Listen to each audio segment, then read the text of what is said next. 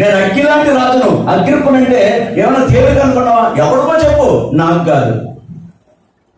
అప్పుడు మనసులో అనుకున్నాడు, నేను నీకంటే అని అనుకున్నాడు. నేను ఆ మాట చెప్పలేను అని అనుకొని, ఇదిగో ఒక రోజు రానే వస్తుంది, సులభమో దుర్లభమో నీకు అర్థమవుతుంది. నేను కూడా నీలాగే ఒకప్పుడు అవిధేయుడిగా బ్రతికాను, కానీ దమస్కులో దైవమైన దర్శనాన్ని చూసిన తర్వాత అవిధేయుడును కాలేక విధేయుడనయ్యాను. విధేయుడనయ్యాను. ఫ్రమ్ దట్ డే, ఆ రోజు మొదలుకొని చచ్చే వరకు కూడా నేను క్రీస్తుకు విధేయుడిని అన్నట్టుగా రాజుల దగ్గర నుంచి సువార్త మొదలుపెట్టు. అందుకే ఆయన ఎవరి దగ్గర నేను సువార్త చెప్పాలంటే అసలు భయపడేవాడు కాదు. అసలు ప్రాణాన్ని ఎప్పుడు ఆయనకి అస్సలు లేపలేదు. ప్రాణాన్ని పణంగా పెట్టినవాడు.